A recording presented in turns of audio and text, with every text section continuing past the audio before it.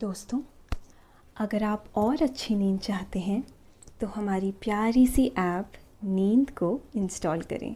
इस ऐप पर आपको एक्सक्लूसिव स्लीप स्टोरीज़ मिलेंगी और आप बिना यूट्यूब प्रीमियम के भी इन स्टोरीज़ को बैकग्राउंड में सुन सकेंगे। इंस्टॉल करने के लिए आप हमारी वेबसाइट neend.app पर ज़रूर आइए और अच्छी कहानियाँ, स्लीप म्यूज़िक, कुछ टिप्स सुनने के लिए इस चैनल को सब्सक्राइब कीजिए। नमस्कार, मैं हूँ पायल। आज सुनिए हृदय विहारी द्वारा संकलित प्राचीन ग्रंथों से प्रेरित एक कहानी विष्णुलोक की। वैकुंठ या विष्णुलोक, वो लोक जो सब लोकों में सबसे ऊपर है, जो निज स्थान है भगवान विष्णु का, जहां रहते हैं भगवान विष्णु अपनी शक्ति देवी लक्ष्मी के साथ। जो स्थान अनन्य है, अद्भुत है, रोचक है, मन भावन है, जो स्थान है कल्पनाओं से परे, वैकुंठ जो हर व्यक्ति का स्वप्न है, वो स्थान जो असली मोक्ष प्राप्त कराता है।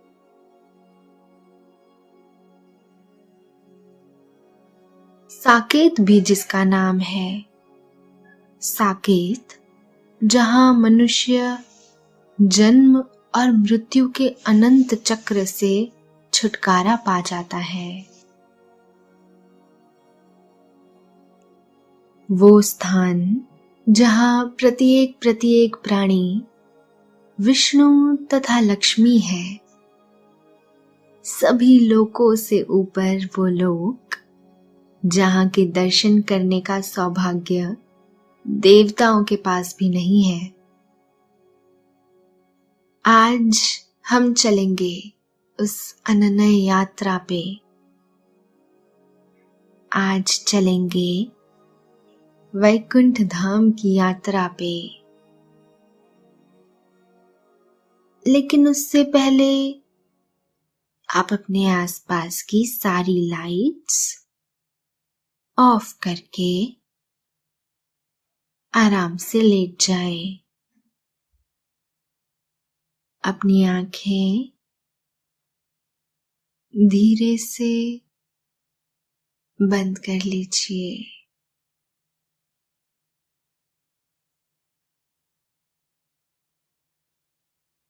अब थोड़ा सा अपने शरीर को आराम दीजिए। थोड़ा और आराम। अपने शरीर को बिल्कुल ढीला छोड़ दीजिए। कोई टेंशन नहीं, कोई तनाव नहीं। अपने दिमाग में चल रहे सभी विचारों को, चिंताओं को त्याग दें।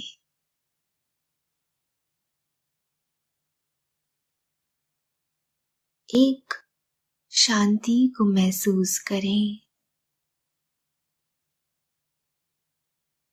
सब नेगेटिव पॉजिटिव विचारों को धीरे धीरे निकाल दें। हाथों को भी सीधा करके अपनी कमर के साइड में रख लीजिए। पैरों को आपस में न सताते हुए उन्हें भी ढीला छोड़ दीजिए।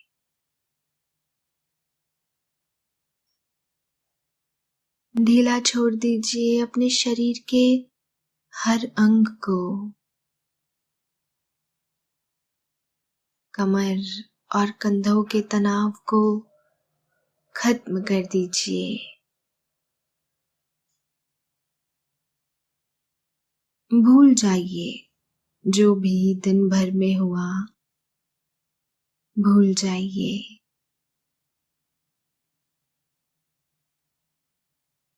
ये रात्रि आपकी है। आपके अंतर्मन को संवारने की। अब अपनी सांसों पर ध्यान लगाएं। इसको धीमे या तेज नहीं करना है, बस ध्यान देना है कि कैसे वो आपके नाक, गले में होते हुए फेफड़ों में आ रही है और आपके फेफड़े फूल रहे हैं और कैसे वो आपके फेफड़ों से वापस गले और नाक के माध्यम से वापस निकल रही है और आपके फेफड़े थोड़े सिकुड़ रहे हैं। मन शांत, एकदम शांत होता जा रहा है।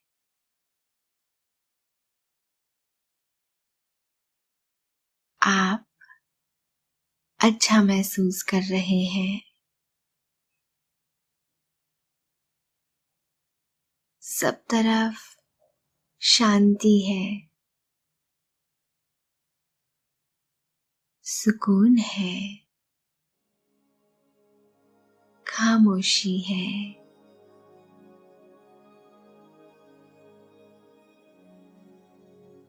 वेदों और पुराणों में वैकुंठ की लीला का बहुत बखान किया गया है। बताया गया है कि कैसे स्वर्ग में बैठे देवता भी विष्णु के परम लोक वैकुंठ में जाने की इच्छा रखते हैं। भगवत पुराण भी बार बार इसी बात को दोहराता है कि कैसे वैकुंठ धाम मोक्ष प्रदान कराता है, जन्म और मृत्यु के चक्र से मुक्ति। आप आज चलेंगे उसी विष्णु लोक की यात्रा में।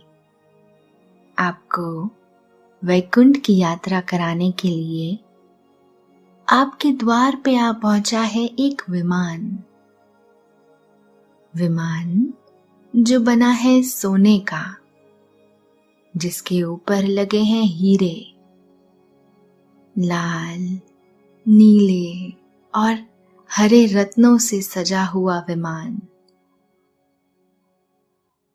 विमान जिसमें कोई घोड़े नहीं जुड़े हुए थे, बस रथ के आगे बैठा है एक सारथी।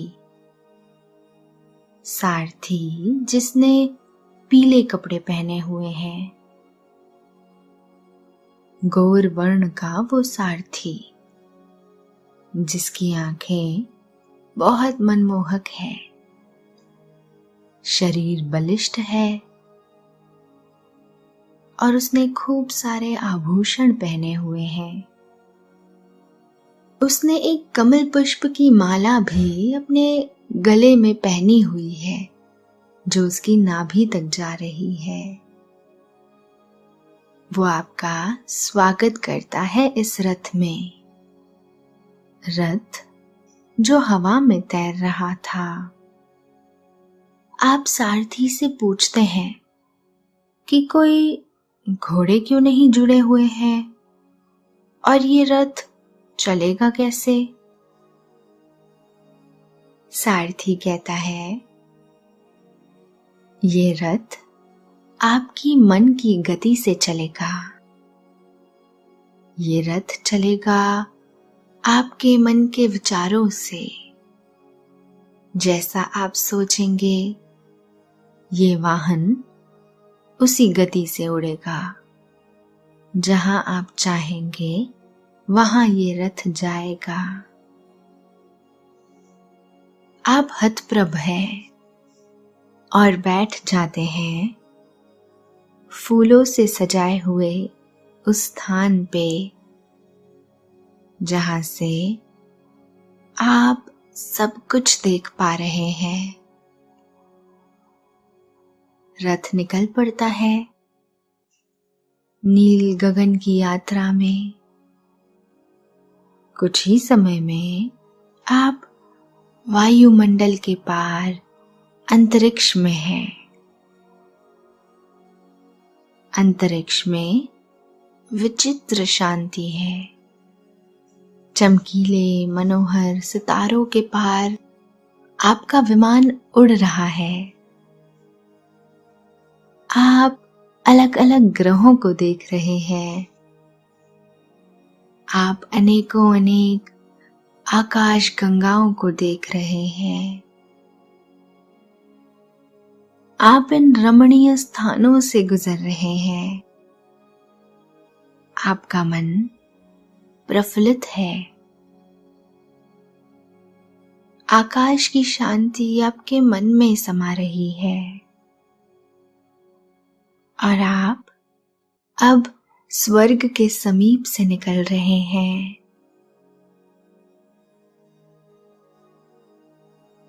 बिना किसी आधार के हवा में तैर रहे हैं और स्वर्ग को देख आप आश्चर्यचकित हो जाते हैं। आपको वैकुंठ की ओर जाता देख मार्ग में समय के देवता, प्रहर के देवता,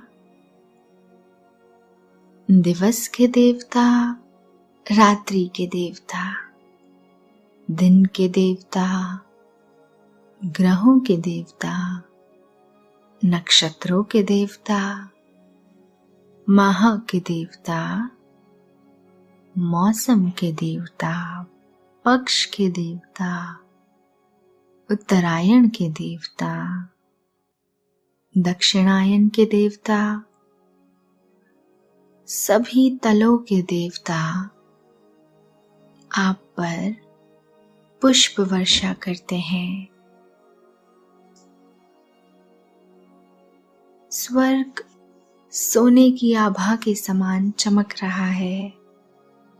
वहां सभी देवताओं की वेशभूषा में सुसज्जित नजर आते हैं।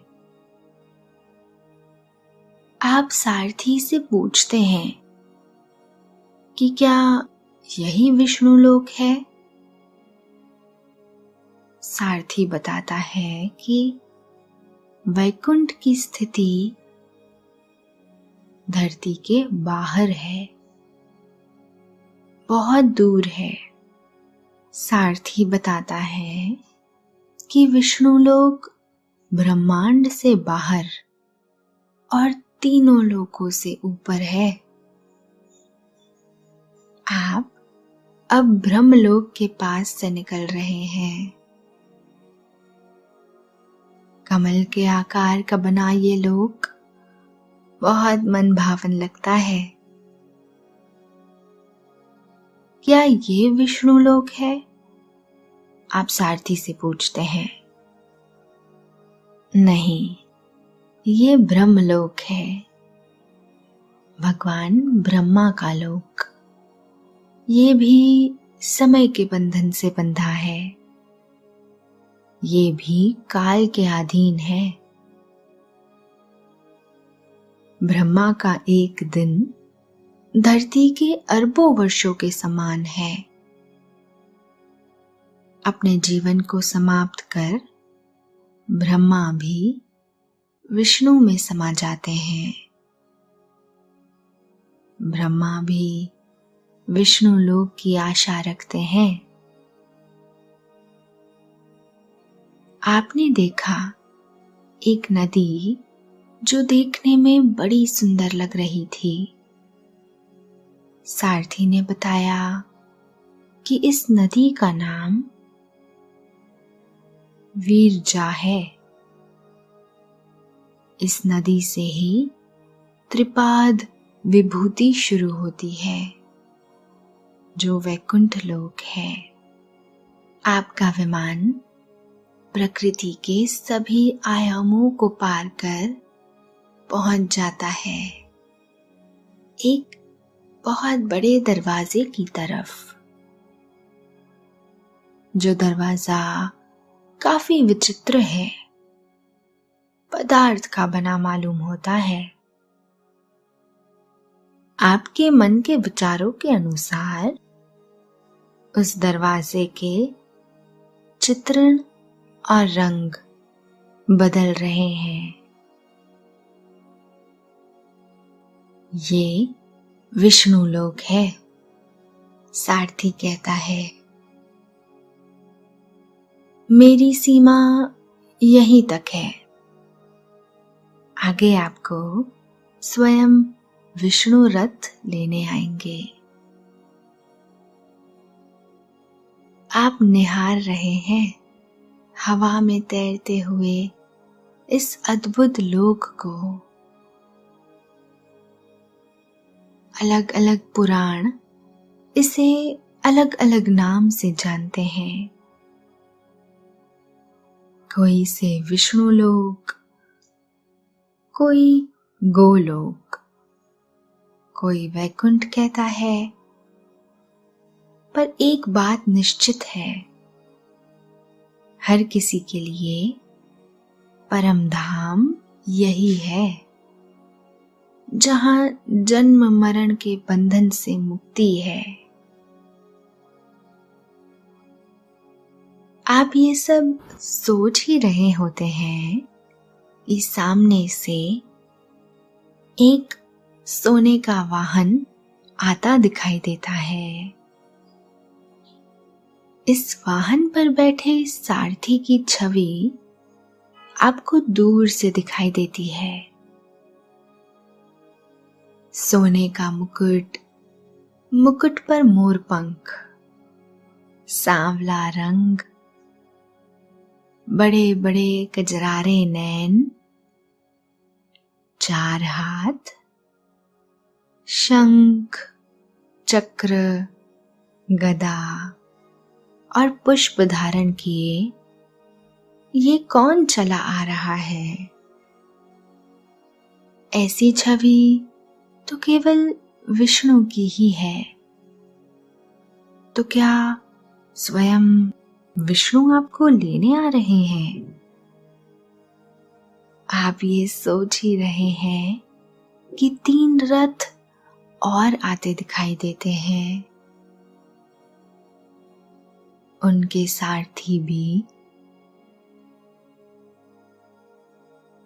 सारथी भी बिल्कुल विष्णु की तरह दिखाई देते हैं। और उनके साथ दिखाई देती है एक देवी,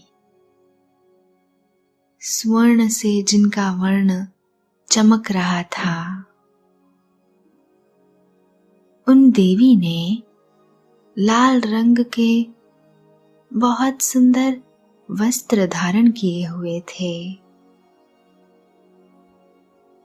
वो देवी संपूर्ण ऐश्वर्य की स्वामिनी लग रही थी।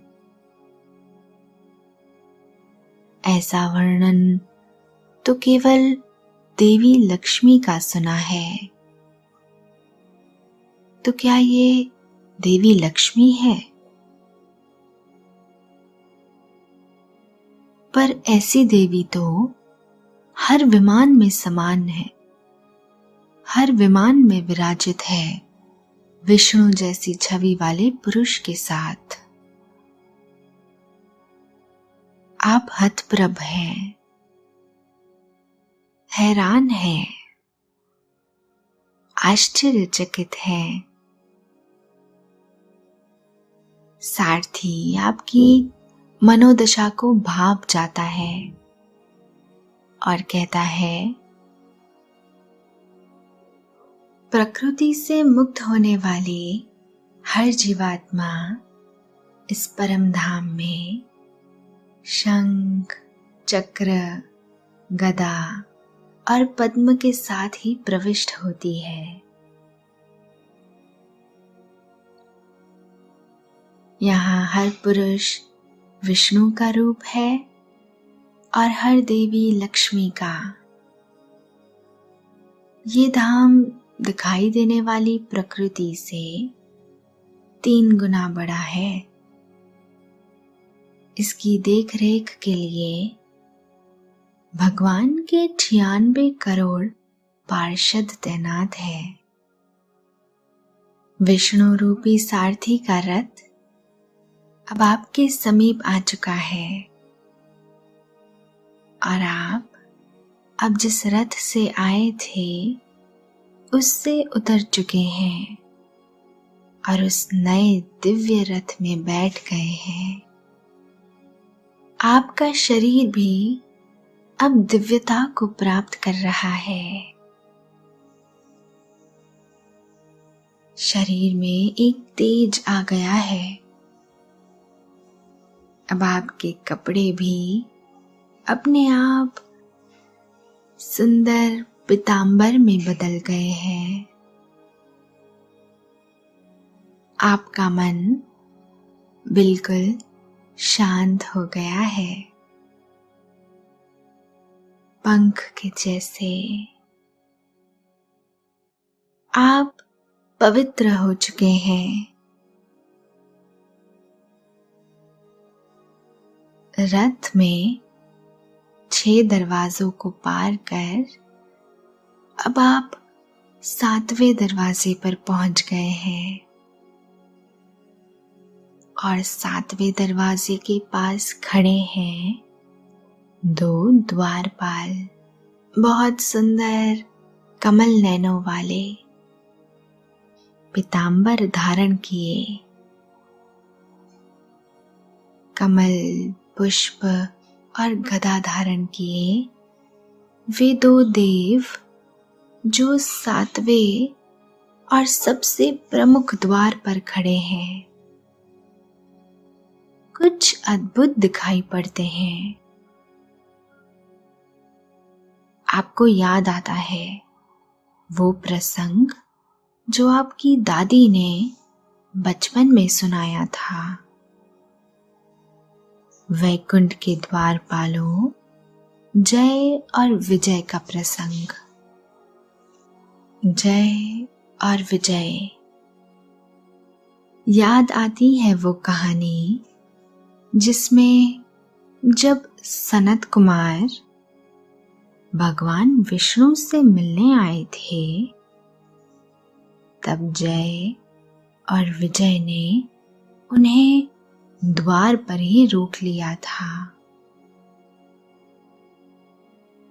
कुपित सनत कुमारों ने जय और विजय को 3 जन्मों तक राक्षस होने का श्राप दिया। डरे हुए जय और विजय विष्णु के पास जाते हैं और कहते हैं कि वो तो केवल अपना कर्म कर रहे थे। तब सनत कुमारों ने उन्हें श्राप दिया।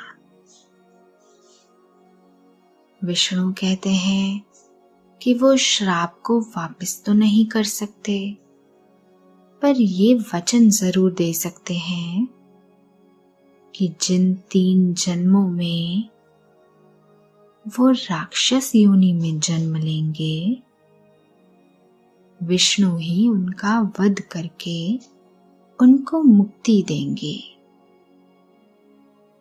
इसी कारण भगवान विष्णु ने नरसिम्हा अवतार और वराह अवतार में हिरण्यकश्यपु और हिरण्यकश्यप का, फिर राम अवतार में रावण और कुंभकर्ण का, और फिर कृष्ण अवतार में शिशुपाल और जरासंध का वध किया था। आप जय और विजय को प्रणाम करते हैं क्योंकि वो भगवान विष्णु को बहुत प्रिय है। 7वें दरवाजे के खुलने के बाद आप विष्णु लोक के अंदर जाते हैं। अंदर की सुंदरता किसी की कल्पनाओं के भी परे है। चारों तरफ विमानों में भगवान विष्णु देवी लक्ष्मी के साथ विचरते नजर आ रहे हैं। चारों तरफ दूध के झरने बह रहे हैं। सुदर्शन चक्र के आकार के बने हुए इस लोक के चारों तरफ सुंदर उद्यान है। उद्यान जिनमें ऐसा लगता है भगवान स्वयं देवी लक्ष्मी के साथ विचरण कर रहे हैं। चारों तरफ खूबसूरत कल्प वृक्ष, मनमोहक मोर, कामधेनु गाय आराम से विचरण कर रही थी। सब बहुत मनोरम, सब बहुत सुंदर, सब अकल्पनीय, सब आनंदित। आपका मन बहुत प्रेम से भर गया है। आप खुशी के मारे नाच रहे हैं, निहार रहे हैं चारों ओर। गंधर्वों ने मधुर संगीत बजाना शुरू कर दिया है। भगवान विष्णु के सोने का समय हो चुका है। पर इस लोक के स्वामी भगवान विष्णु है कहाँ? का ध्यान जाता है विष्णु लोक के मध्य में बने हुए एक सरोवर पर।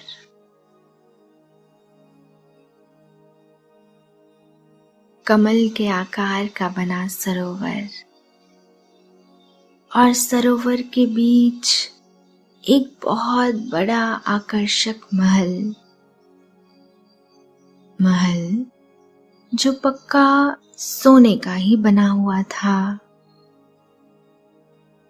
सुंदर मूर्तियों से सजा कई मंजिलों वाला महल। आप उस तालाब के पास जाते हैं और सरोवर पर फूलों का बना एक रास्ता अपने आप बन जाता है। बांसुरी की मधुर धुन बज रही है।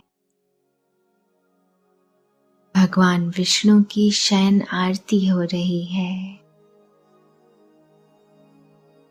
आप महल की सीढ़ियों पर चढ़ते हैं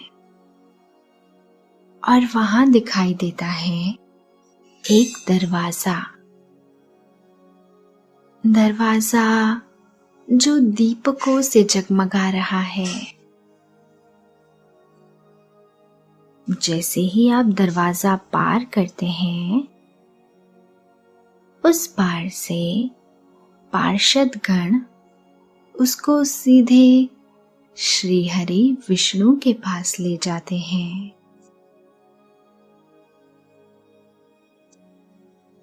महल के अंदर था क्षीर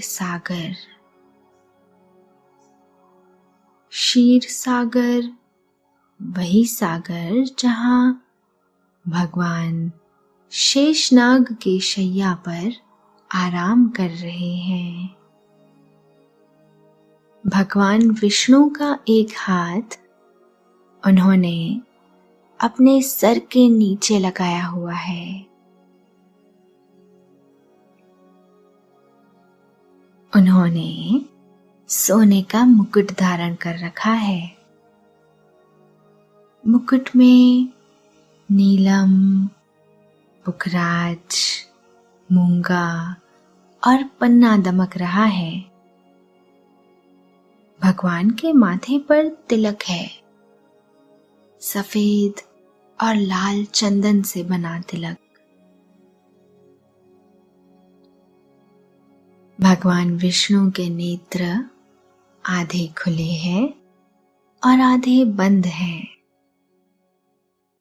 भगवान के चेहरे पर हल्की सी मुस्कान है। भगवान की थियोड़ी पर सफेद चंदन की एक बिंदु लगी हुई है। श्याम रंग के भगवान विष्णु के कानों में मकर कुंडल है, मछलियों के आकार के कुंडल, जो उनके घुंघराले काले बालों से हल्के से दिखाई दे रहे हैं। भगवान के गले में एक वैजंती पुष्पों की माला है और उस माला के ऊपर कौस्तुभ मणकों की माला।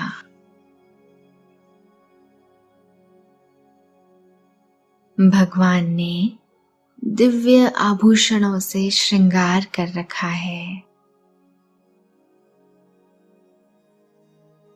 भगवान ने लाल रंग का एक रेशम से बना अंग वस्त्र पहन रखा है और पीले रंग की धोती। बलिष्ठ बाजुओं में बाजूबंद बंधे हुए हैं। ऊपर वाले हाथ में उन्होंने चक्र धारण किया है। नीचे वाले हाथ से कमल पुष्प को पकड़ रखा है।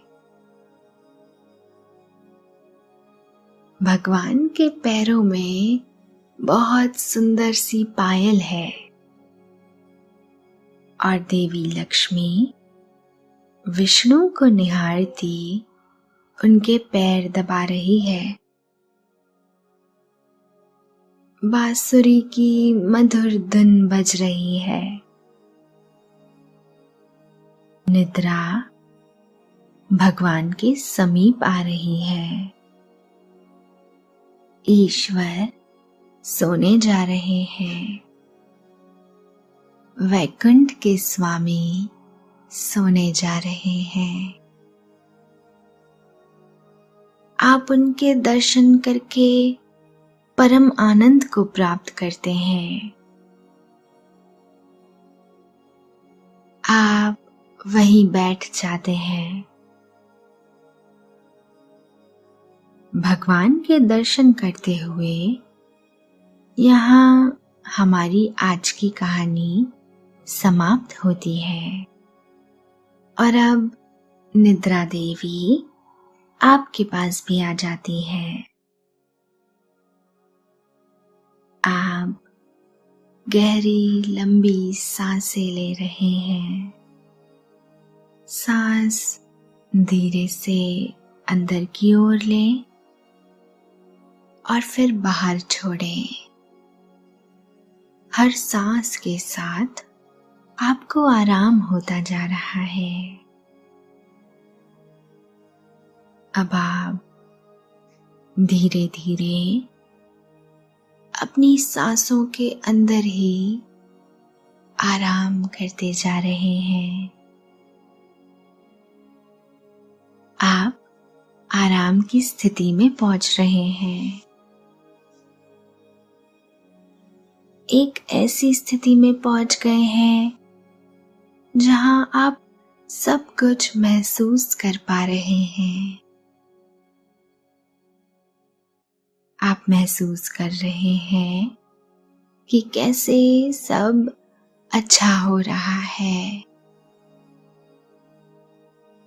आप महसूस कर रहे हैं कि कैसे आप अब हर रात एक गहरी नींद में सो पाएंगे। आप महसूस कर रहे हैं कि कैसे आपका मन बिल्कुल शांत हो गया है। आप महसूस कर रहे हैं कि आप अपने बिस्तर पर बहुत आराम से लेट चुके हैं। आप महसूस कर रहे हैं कि आपकी पलकें भारी होती जा रही हैं। आप महसूस कर रहे हैं एक शांति, ऐसी शांति जो आपके शरीर को हल्का कर रही है।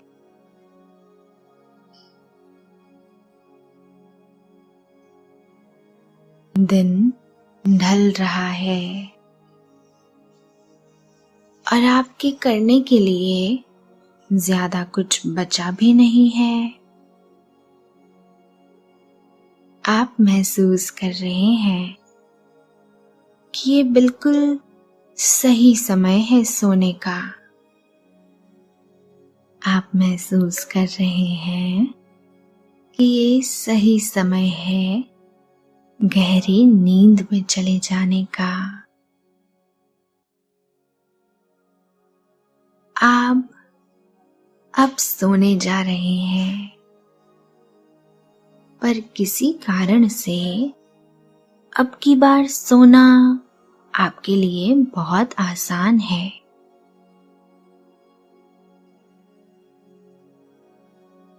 अब आप बहुत हल्का महसूस कर रहे हैं।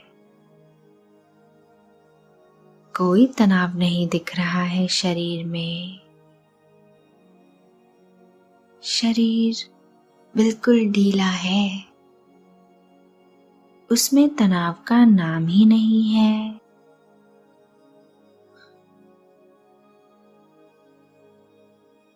आपकी पलकें बहुत भारी होती जा रही है। आप गहरी नींद में जा रहे हैं।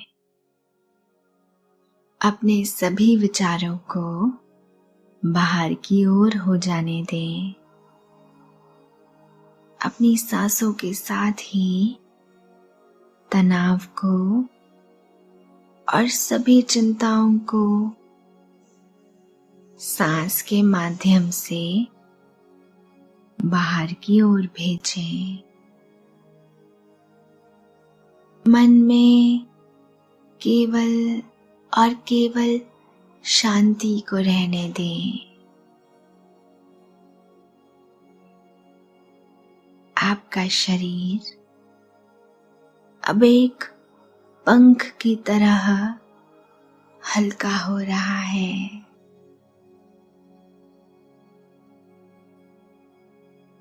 आप हवा में तैर रहे हैं। शुभ रात्रि।